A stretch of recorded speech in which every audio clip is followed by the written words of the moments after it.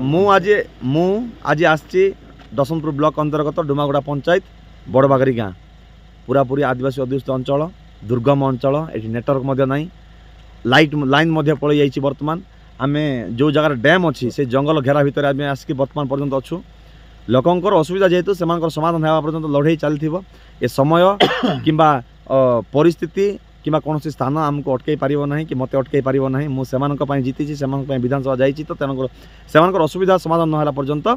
मु सेमान पार जाउथिबी एवं सेमानक पई लड़ाई करू। देखंतु एटा मो कर्तव्य सेमाने मते जेतु भोट देइछंती मते सेमाने समर्थन करिसंती मोर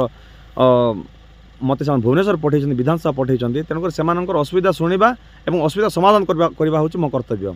से राति हो दिन हो शीत हो काकर हो कि वर्षा हो कि से झड़ तोफान मध्य हो सेमानकर असुविधा समाधान नहला जाए मु सेमान पारे पहुँचुथिबी। निहाती भाव शीत तो होउची बहुत शीत होउची अंधार राति मध्य आइची लाइन मध्य नहीं जंगल भितर आम मध्य वर्तमान अच्छु मोबाइल लाइट रे वर्तमान काम करा माने आमे जाइथिलु साइड जाइथिलु आसीबा आमे बाहर थिलु सकाळे सत किंतु विभिन्न प्रकार प्रोजेक्ट बुली बुली देखि आसी आसु लेट हो गला गोटे प्रोजेक्ट नहीं आज पाखापाखि 4टा प्रोजेक्ट आमे बुलीचु एमआई रही विभाग अधिकारी मध्य डाकी आनी से शुणी आशा करुच्ची से समाधान करेंगे जदि न होउची मु विभाग अधिकारी को पुनर्बार कहवा सहित विधानसभा उपस्थापन करी माननीय मुख्यमंत्री मु ए विषय अवगत करेबी।